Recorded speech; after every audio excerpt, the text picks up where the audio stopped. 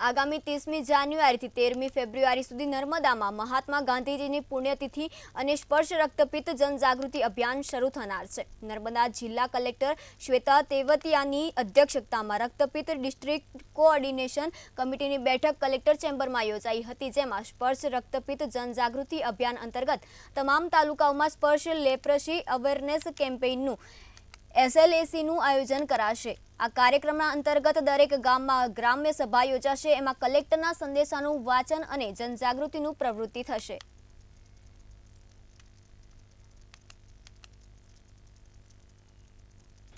30મી જાન્યુઆરીના રોજ સમગ્ર જિલ્લામાં દરેક ગામમાં ગ્રામ સભા યોજાનાર છે અને એમાં લેપ્રસી અંગેના માનનીય કલેક્ટર સાહેબના સંદેશાનું વાંચન અને જનજાગૃતિ પ્રવૃત્તિ થનાર છે। એમાં સૌને સહભાગી થવા માટે મારી ખૂબ જ આગ્રહભરી વિનંતી છે। આવો આપણે સૌ ભેદભાવ મિટાવીએ અને માનવીય ગરિમાને જાળવીએ, લેપ્રસીને